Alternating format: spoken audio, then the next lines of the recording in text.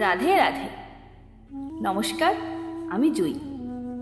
চলে এসেছি আপনাদের কাছে আবার একটি নতুন ভিডিও নিয়ে। কেমন আছেন আপনারা সেটা কিন্তু জানাতে ভুলবেন না। আর আমার ভিডিওগুলি আপনাদের কেমন লাগছে সেটা অবশ্যই কমেন্টে জানাবেন। তাহলে চলুন আর দেরি না করে মূল কথায় ফিরে যাই। আজকের আলোচ্য অধ্যায়টি হল শ্রীমদ্ ভাগবত মহাপুরাণের তৃতীয় স্কন্দের চতুর্থ অধ্যায়। উদ্ধবের কাছে থেকে বিদায় নিয়ে বিদুরের মৈত্রেয় ঋষির কাছে গমন। উদ্ধব বললেন, তারপর ব্রাহ্মণদের অনুমতি নিয়ে যাদবগণ ভোজন করলেন এবং বারুণী মদ্যপান করলেন। মদিরা পানের ফলে তাদের হিতাহিত জ্ঞান লুপ্ত হয়ে গেল। পরস্পরের প্রতি নানা রকম কটুবাক্যের দ্বারা মর্মবেদনা জানাতে লাগলেন।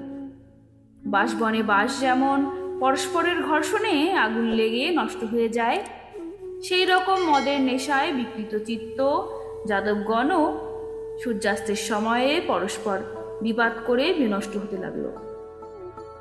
ভগবান শ্রীকৃষ্ণ নিজ মায়া শক্তির বিচিত্র পরিণতি দেখে সরস্বতী নদীর তীরে জলে আচমন করে এক বৃক্ষমূলে উপবেশন করলেন। শরণাগত দুঃখহারী ভগবান শ্রীকৃষ্ণ ইতিপূর্বে নিজ বংশ বিনাশে অভিলাষী হয়ে আমাকে বললেন, হে উদ্ধব, তুমি বদরিকাশ্রমে চলে যাও। হে অরিন্দম, এই আদেশে যদিও আমি তার কুলসংহারের আভাস পেয়েছিলাম, তবুও তার পাদপদ্ম বিচ্ছেদ সহ্য করতে না পেরে তার অনুগমন করে প্রভাস ক্ষেত্রে চলে গেলাম। সেখানে আমি দেখলাম যে শ্রীনিকেতন হয়েও যিনি অনাশ্রয় আমার প্রিয়তম, সেই প্রভু শোভাধাম শ্যামসুন্দর সরস্বতীর তটে একলাই বসে আছেন। দিব্য বিশুদ্ধ সত্যময় পরম সুন্দর শ্যামতনু, প্রশান্ত ও অরুণবর্ণ নেত্রদ্বয়। তার বাহুচতুষ্টয় ও পীতবর্ণ পট্টবস্ত্র দেখে দূর থেকেই আমি তাকে চিনতে পারলাম। তিনি একটি নবীন অশ্বত্থ বৃক্ষে পৃষ্ঠদেশ ন্যস্ত করে বাম অরুর উপর দক্ষিণ পাদপদ্ম সংস্থাপন পূর্বক বসেছিলেন। পান ভোজন ত্যাগ করা সত্ত্বেও তিনি সানন্দ ও অক্লিষ্ট দর্শন ছিলেন। সেই সময় ব্যাসদেবের প্রিয় সুহৃদ পরম ভগবত সিদ্ধপ্রহর মৈত্রী মুনি ভুবন পর্যটন করতে করতে সেখানে এসে পৌঁছলেন। মৈত্রী মুনি ভগবানের অনন্ত অনুরক্ত ভক্ত। আনন্দ ও ভক্তিতে তার গ্রীবাদেশ ঝুঁকিতে তিনি অবনত মস্তক হলেন। তার সামনেই শ্রীহরি অনুরাগ ও প্রেম ভরে মৃদুহাস্যে আমার ক্লান্তি দূর করে আমাকে বলতে লাগলেন। শ্রী ভগবান বলতে লাগলেন, হে উদ্ধব, পূর্বজন্মে তুমি একজন বসু ছিলে। তখন প্রজাপতিগণ ও বসুগণের যজ্ঞে বসুরূপে উপস্থিত থেকে আমাকে পাওয়ার জন্য আমার আরাধনা করেছিলে। আমি তোমার মনোবাঞ্ছা অবগত আছি, তাই তোমাকে সেই সাধন প্রদান করেছি, যা অন্যের পক্ষে অতীব দুর্লভ। হে সাধু হৃদয় উদ্ভব, তোমার এই জন্মেই সর্বশেষ জন্ম, কারণ এই জন্মে তুমি আমার অনুগ্রহ লাভ করেছ। আমি এখন মর্তলোক ত্যাগ করে নিজ লোকে যাচ্ছি।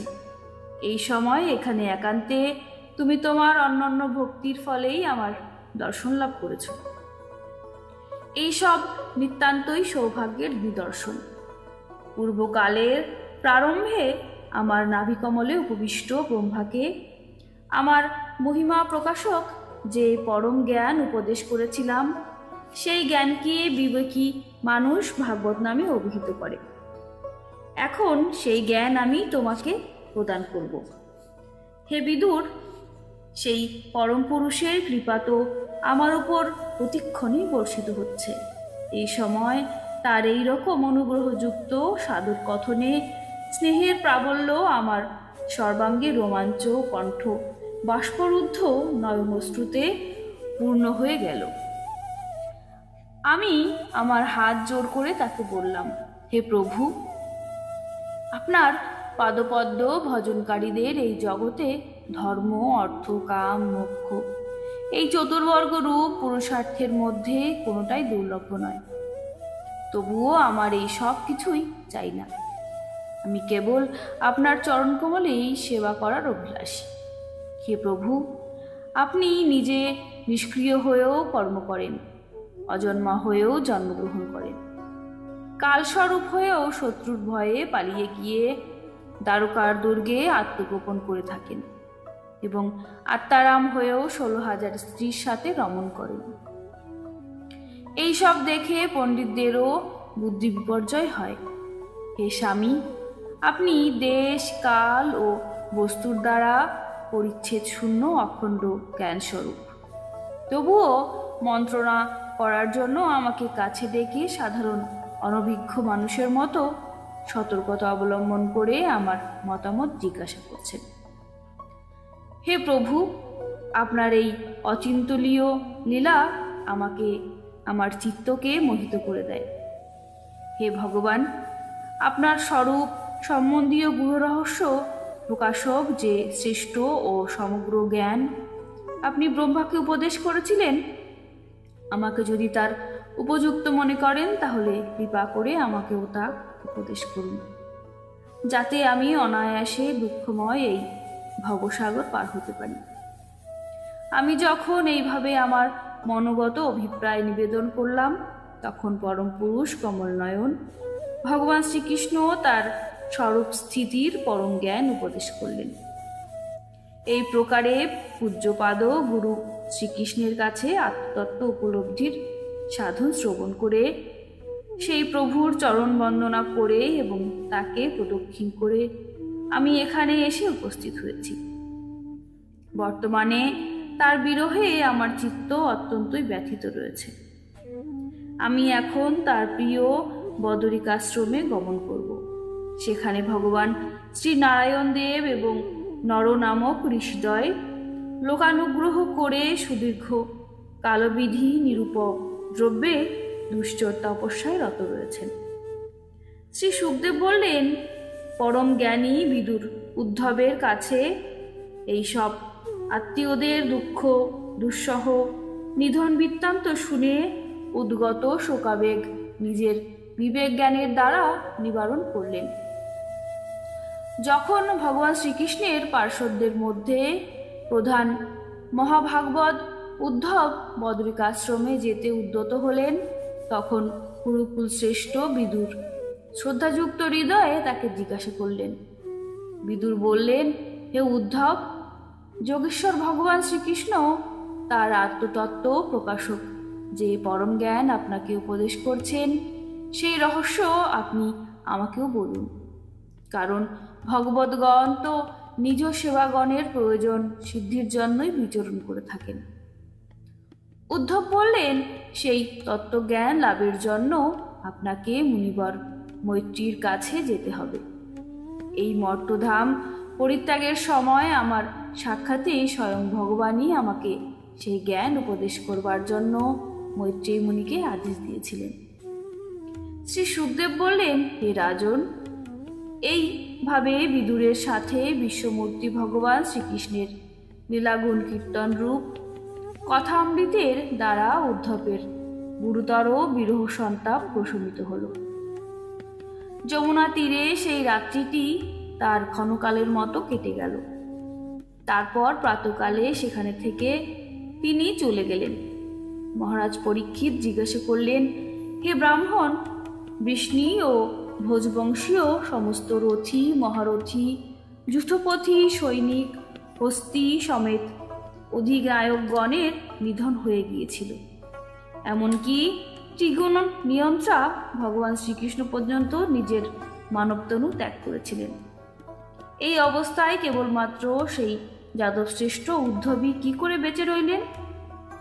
শ্রী সুখদেব বললেন, অব্যর্থ সংকল্প ভগবান শ্রীকৃষ্ণ নিজের কালশক্তি দ্বারা স্বীয় কুলকে ব্রহ্মশাপের ছলে সংহার করে নিজের শ্রীবিগ্রহ ত্যাগের সময় চিন্তা করলেন, আমি এই মর্তলোক ছেড়ে চলে যাওয়ার পর আত্মজ্ঞান শিরোমণি উদ্ধবী সমগ্র রূপে আমার স্বরূপ বিষয়ক জ্ঞান গ্রহণের সর্বশ্রেষ্ঠ অধিকারী। এই উদ্ধব আমার কাছ থেকে অনুমাত্রও কম নয়, কারণ সে আত্মজয়ী। বিষয়সমূহের দ্বারা তার চিত্ত কখনো বিচলিত হয়নি। সুতরাং লোকসমূহকে মসিদ্বয় তত্ত্বজ্ঞান উপদেশ দেবার জন্য উদ্ধব এই মর্তলোকে অবস্থান করুক। ত্রিভুবন পূজ্য বেদসমূহের কারণভূত শ্রীকৃষ্ণ এই অভিপ্রায়ে বদরিকাশ্রমে যেতে আদেশ করায় উদ্ধব সেখানে গিয়ে সমাধি যোগে শ্রীহরির আরাধনায় মগ্ন হলেন। হে কুরুপ্রবর মহারাজ পরীক্ষিত, পরমাত্মা স্বরূপ শ্রীকৃষ্ণ লীলার আবেশেই নিজ শ্রীবিগ্রহ প্রকট করেছিলেন, আর এই লীলার আবেশেই সেই প্রকট মূর্তি অন্তর্হিত করলেন।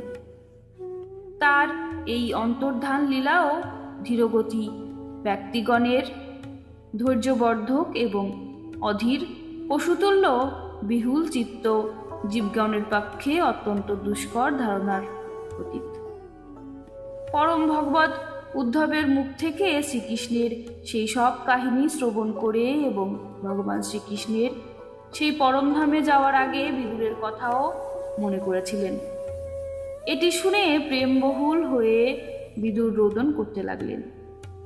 তদন্তর সিদ্ধ শিরোমণি মহাত্মা বিদুর কালিন্দী থেকে রওনা হয়ে কয়েকদিনের মধ্যেই গঙ্গার তীরে যেখানে মৈত্রী মুনি অবস্থান করেছিলেন সেখানে এসে পৌঁছালেন। শ্রী মহর্ষি বেদব্যাস প্রণীত পারমহংসী সংহিতা শ্রীমৎ ভাগবত মহাপুরাণের 3য় স্কন্ধের বিদুর উদ্ধব সংবাদের 4th অধ্যায়ের বঙ্গানুবাদ এখানেই সমাপন করা হলো। নমস্কার।